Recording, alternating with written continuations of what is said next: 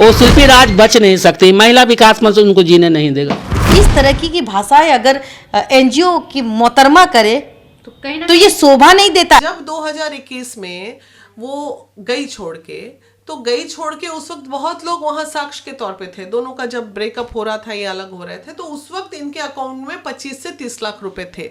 तो शिल्पी पूरा 25-30 लाख रुपए छोड़ के चली गई ना, वो तो जीरो पे आ गई। 15 लाख का विवेक पटेल ने बात को रखा, आप क्या 15 लाख से ज्यादा या फिर 15 लाख 20 लाख रुपए आप दिला सकती हैं? कोई बहुत हैवी अमाउंट नहीं है, आराम से हो जाएगा। खाता न वही जो छपास और विनाश मंच का है वही सही। ये विवेक पटेल शिल्पी को मारता भी था, ये हड़प कर बैठा हुआ था। सोचने वाली बात है, ये हरपू लाल निकला। शिल्पी राज को भुगतान करना होगा, और इस तरह से अगर भुगतान नहीं करेंगी तो फिर तो छींचिया लेदर तो करने से तो कोई बाज नहीं आएगा। आप एनजीओ हैं कि रंगदार हैं, 15 लाख रुपया 10-15 लाख रुपया नहीं देगी तो उसका छीछा लेदर कर देगी। ये कन्या का भी चाची है, ये दूल्हा का भी चाची है। जब तक दोनों पक्षों की आप बात ना सुने तब तक वक्तव्य देने के लिए मीडिया में ना।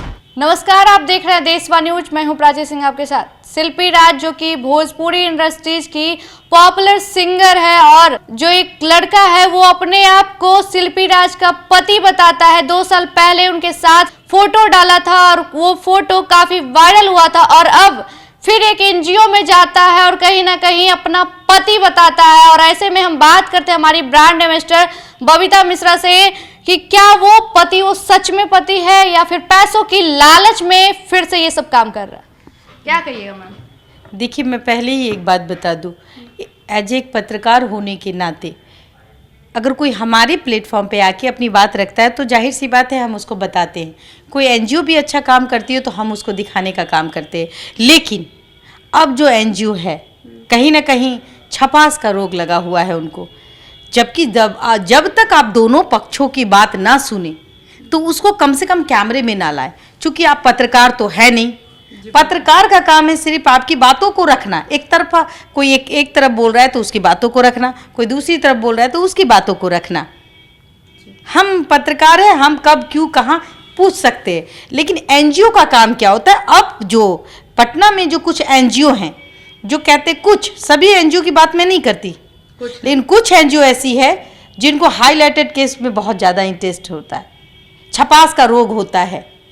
छपास का ऐसा रोग होता है कि आपके यहाँ आवेदन नहीं भी है, आपने कोई एप्लीकेशन दिया भी नहीं है अगले ने, लेकिन आपको उस पर वक्तव्य देना बहुत अच्छा से आता है और उस वक्तव्य के सहारे आप कहीं भी चली जाती हैं।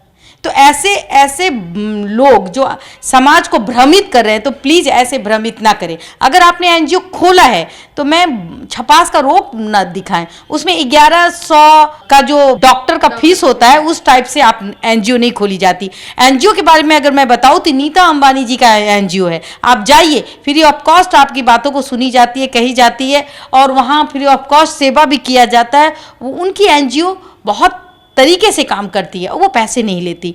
रही बात सलमान खान का, सलमान खान के द्वारा भी एनजीओ खोला गया है। तो ऐसे लोग जो बहुत ही बड़े होते हैं, पैसे वाले होते हैं, उनका एनजीओ खुलता है और उसमें वो तमाम लोगों से, बड़े लोगों से वो लोग पैसे लेते होंगे, ये मैं नहीं कहती। लेकिन यहाँ की एनजीओ देखिए भाई, फीस के चार्ज पे 1100।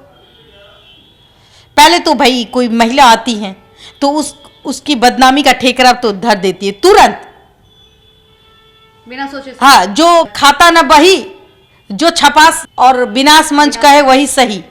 तो सॉरी, ऐसी महिलाओं को मैं कहना चाहूँगी, चूँकि आप माता जी की उम्र की हैं, प्रणाम करती हूँ मैं आपको, लेकिन ऐसी महिलाओं को भी ये भी कहना चाहती हूँ कि घर के मसले को, चूँकि आप एनजीओ हैं, प्राइवेट एनजीओ हैं, लोग बेवकूफ़ होते हैं जो सरकारी संस्थान में नहीं जाते, सरकारी महिला आयोग में नहीं जाते हैं। और मैं बता दूं कि महिला आयोग की अभी श्वेता विश्वास हैं, वो महिला आयोग की अभी एक मजबूत धारा है और उनको अपनी जाके बात कहिए, वो आपकी बात को सुनेगी और आपको न्याय दिलाने का काम करेगी। रही बात एनजीओ की, तो ये एनजीओ क्या करती हैं भाई? अबे 2 साल पहले की बात मैं कहूं तो 2 साल पहले ये विवेक पटेल ने क्या किया? शिल्पी, जिसको ये पत्नी कहता है, तो मैं बता दूं ये पत्नी भी तो इनलीगल हो गई कि अभी अगर शिल्पी की उम्र 22 साल है तो 8 साल से इसका रिलेशन चल रहा है और 8 साल के दौरान इसने क्या किया? उस लड़की के लिए, उसके साथ एक शारीरिक संबंध बनाए, चाहे वो बाद में इसको प्यार का चोला पहना दीजिए तो भी गलत है। किसी 15 साल लड़की के साथ आप पटना में गाने के बहाने ले आइए और उसके साथ शारीरिक एक बार कर लीजिए प्यार मोहब्बत, और उसके बाद फिर उसको इस झांसे में रख लीजिए कि भाई हम हैं ही, हम ही तुम्हारा सब कुछ करेंगे। और ये लड़की कमाई शुद्धा थी, कमाई शुद्धा जिसको कहते हैं। ये अपना भोकल बेचती थी, 300 400 500 जो भी कमाती थी वो 2-3 हज़ार रुपये वाले किराए में रहती थी। उसके बाद इसने प्रोग्राम स्टार्ट किया, इसको अच्छे खासे कमाई आने लगे, तो ये सारा कमाई कहाँ जाता था? ये विवेक पटेल के खाते में जाता था। विवेक पटेल के खाते? बिल्कुल।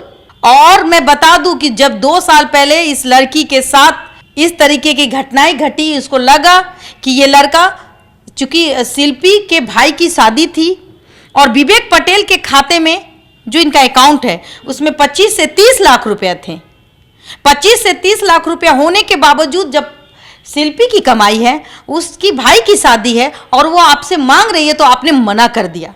इसी की कमाई इसे नहीं दिया जा रहा, नहीं दिया जा रहा था।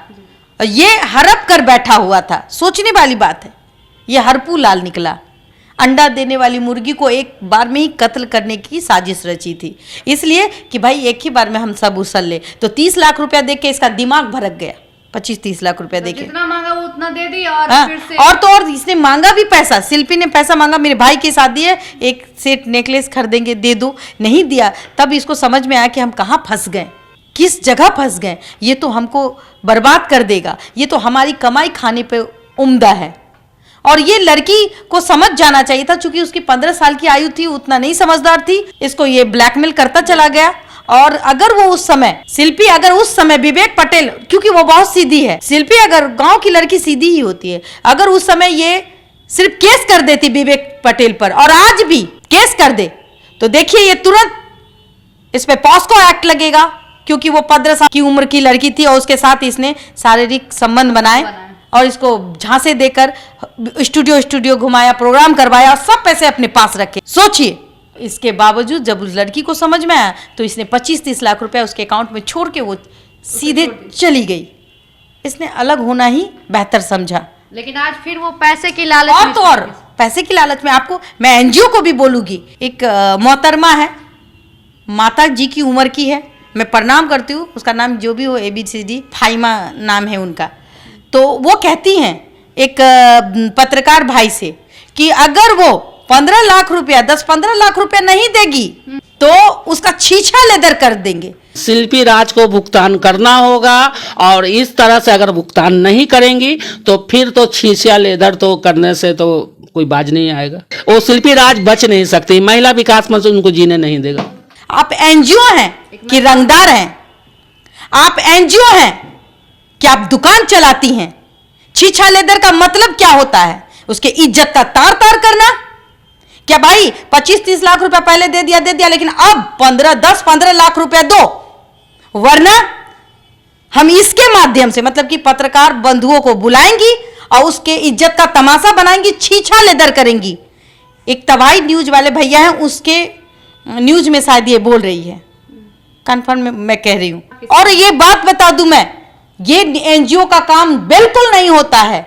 अगर आज शिल्पी चाहे तो इस एनजीओ पर जो फाइमा जी ये बात बोल रही हैं उस पर एक केस बन सकता है। क्यों आप थिएटरिंग नहीं दे सकती किसी भी महिलाओं को? आप उसके चरित्र को लांछन नहीं लगा सकती। मीडिया आपके पास जाती है तो आप अपशब्दों का प्रयोग बिल्कुल मत कीजिए, और अपशब्दों का जब प्रयोग करिएगा तो आप पे भी प्रयोग हो जाएगा, आप पे भी केस बन जाएगा। लेकिन इनको क्या ही मतलब है? इनको दूसरे के बच्चों की मतलब ही नहीं है, चाहे वो लड़का हो या लड़की हो। ये कन्या का भी चाची है, ये दूल्हा का भी चाची है। जाहिर सी बात है, मैं यही कहना चाहूंगी कि एनजीओ है, अच्छा काम करिए। प्राइवेट एनजीओ है, आप किसी पर रंगदारी नहीं कर सकती, थिएटरिंग नहीं दे सकती कि अगर 10-15 लाख रुपया नहीं दोगे तो जीने नहीं देंगे, छीछा लेदर कर देंगे। वो शिल्पी राज बच नहीं सकती, महिला विकास मंच उनको जीने नहीं देगा। इस तरह की भाषाएं अगर एनजीओ की मोहतरमा करे तो ये शोभा नहीं देता। इसको कहते हैं डायरेक्ट किसी पर किसी की इज्जत उतारना। और ये अगर शिल्पी जी अगर ये वीडियो को देख लेंगी तो मुझे लगता है कि इन मोहतरमा पे एप्लीकेशन जानी चाहिए, महिला आयोग में इस तरीके का एप्लीकेशन जाना चाहिए कि अगर कोई एनजीओ इस तरीके से थिएटरिंग देती है तो वो बंद होनी चाहिए। एक भाषा, एक शैली का प्रयोग होना चाहिए। जब 2021 में वो गई छोड़ के, तो गई छोड़ के उस वक्त बहुत लोग वहां साक्ष्य के तौर पे थे। दोनों का जब ब्रेकअप हो रहा था, ये अलग हो रहे थे, तो उस वक्त इनके अकाउंट में 25 से 30 लाख रुपए थे। तो शिल्पी पूरा 25-30 लाख रुपया छोड़ के चली गई ना, वो तो जीरो पे आ गई। ये 15 लाख का विवेक पटेल ने बात को रखा, आप क्या 15 लाख से ज़्यादा या फिर 15 लाख 20 लाख रुपए आप दिला सकती हैं? कोई बहुत हैवी अमाउंट नहीं है, आराम से हो जाएगा, ऐसा कोई बहुत बड़ी बात नहीं। उनका पर डे का लाख रुपया कमाई ज़रूर है एवरेज में, तो 30 लाख रुपया महीना वो कमा रही होंगी, तो 10 लाख भी अगर सेविंग कर रही होंगी तो साल का 1 करोड़ तो आराम से बचा ले रही होंगी। तो साल के 1 करोड़ में से 10 लाख रुपया दे देंगी तो क्या फर्क पड़ता है। उसको बिजनेस करने के लिए एक हैंडसम अमाउंट शिल्पी से दिलवाएंगे, यही हमारा दिमाग में बिल्कुल सेट है मामला। जब तक दोनों पक्षों की आप बात ना सुने तब तक वक्तव्य देने के लिए मीडिया में ना आए। मेरा यही मानना है कि आप अगर अच्छा काम करेंगी तो मैं भी आपके कामों को दिखाऊंगी। कभी कभी मीडिया को बोल देते हैं कुकुर मुत्ता की तरह, बहुत तरह के बात बोल देते हैं तो लोग वायरल करते हैं, तो मीडिया को भी बेइज्जती करते हैं। अच्छा, तो कुकर मुत्ता का मतलब क्या हुआ बताइए पहले हमको। कुत्ता नहीं होता है। हाँ, बहुत उसको देखिए, हर बात का 2 पहलू होता है ना। सब मीडिया गलत नहीं होता है सब नहीं तो कुकर मुत्ता जो बोला, मतलब किसी गुस्सा में या आक्रोश में अगर कहीं देखिए बात कभी कभी हो जाता है, बात बिगड़ जाता है। जितनी आपकी भाषा अब शब्दों का आप लोग यूज करती हैं तो प्लीज इससे बिहार गंदा होता है।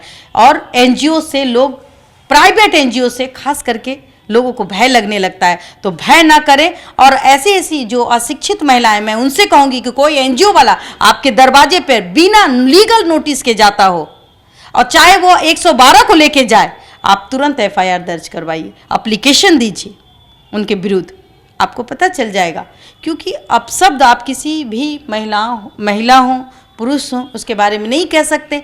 लेकिन यहाँ अब विवेक पटेल ने देखा कि भाई हमें इस मंच के थ्रू जाने से हमें फिर 10-15 लाख रुपया मिल सकता है, तो इसने चाल चली और ये एक आवेदन के तौर पे उतर आया। तो मैं बता दूं विवेक पटेल जी कि इस तरीके की घटिया हरकत करने से पहले अगर शिल्पी ने अगर ठान लिया होता तो आज आप जेल के सलाखों के पीछे होते। उसने ऐसा काम नहीं किया। लेकिन उसकी शालीनता देखिए कि आपके विरुद्ध कोई कार्रवाई नहीं की। अगर कोई और बदमाश महिला होती तो शायद कर देती।